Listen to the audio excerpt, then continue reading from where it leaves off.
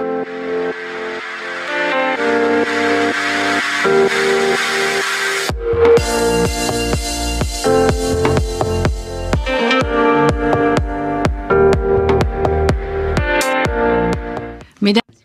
and gentlemen, my dear friends, allow me first of all to thank you for inviting me to this special edition of the economic meeting. It's a wonderful opportunity for me to speak to you via video, although I would definitely have preferred to see you in the sunshine and in the warmth of Aix-en-Provence. Waiting until an opportunity to do so in this rather unusual experience we're going through, I'm addressing you by video. So your forum has found the right formula dealing with world disorders. We're going to make it.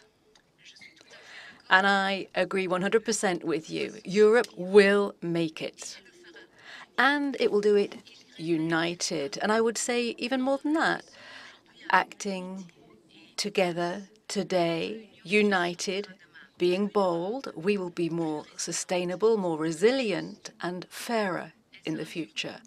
Europe will also be stronger to face up to difficult challenges. So to open this debate on the recovery of our economy, I would like to explain to you why our response has to be European and how we are going to make it together.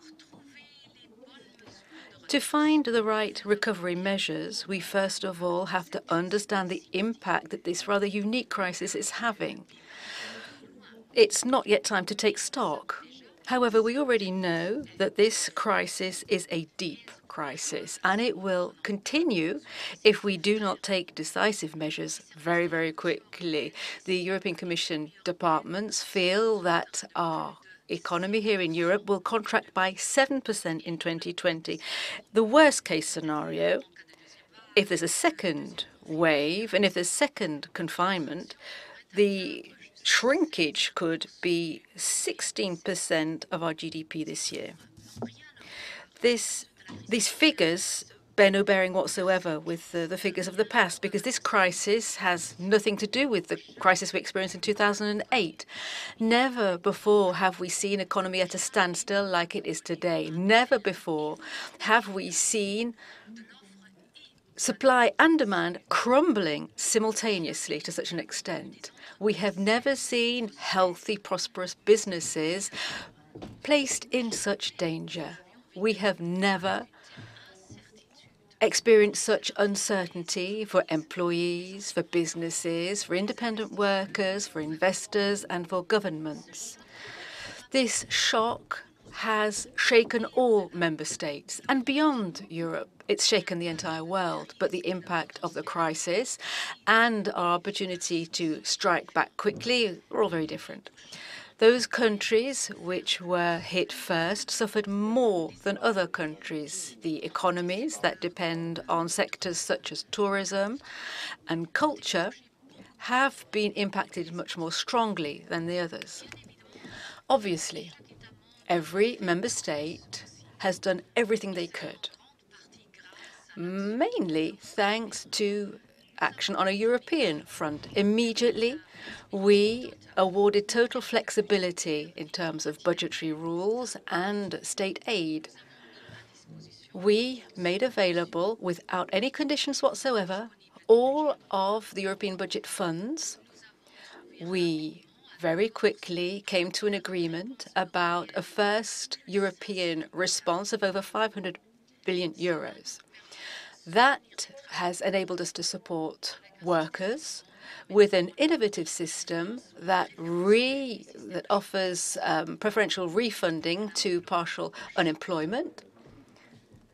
We support small and medium-sized businesses by setting up a European Guarantee Fund by the European Investment Bank.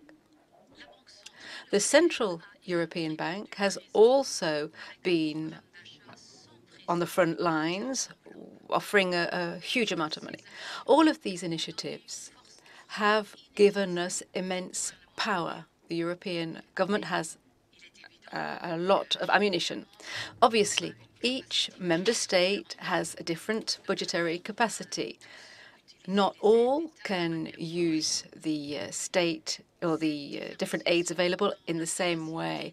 These differences in scope for action and supporting the economy could have a major impact on our single market and our conditions of competition, the level playing field, as we like to call it. We all depend on the single market, whether we're big or small, whether we're in the east or in the west, north or south. And that is why our response has to be European, and it must be guided by solidarity, cohesion, and convergence.